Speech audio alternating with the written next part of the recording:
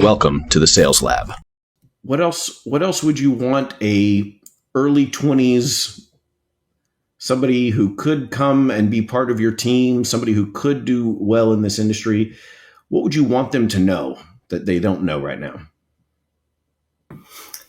Man, you mean from like a knowledge standpoint?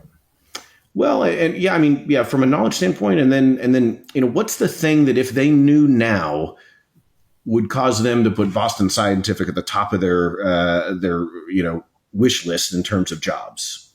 Yeah, no, I think there's a lot of stagnation in a lot of engineering fields. There is, I mean, everything is growing, right? But at what rate are we growing, and what impact is that growth going to have?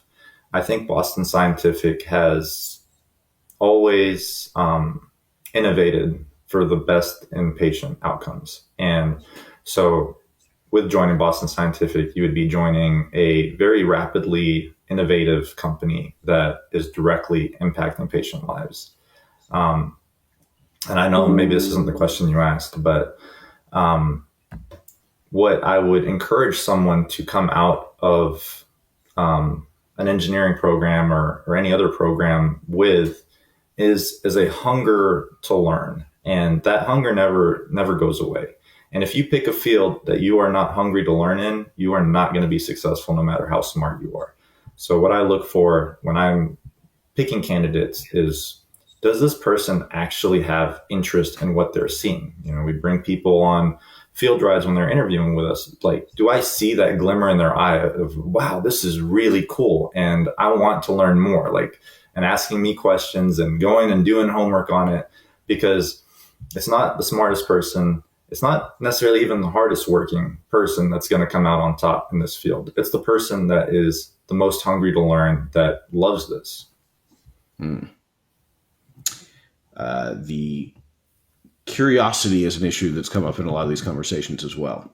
That, it's one thing to force yourself begrudgingly to learn a bunch of, detailed information, and a completely different thing to hunger for it, to thirst after it. Okay. So if I'm, like you, a double E major or an ID major or something, there's an obvious connection between a biomedical engineering student and a company like this. But if I'm smart and detailed and analytical, and I have a good brain in my head, and I could be good at Boston Scientific, but I haven't really thought about medical devices. I don't really think about biology, physiology. How would I even be able to tell whether I have that curiosity?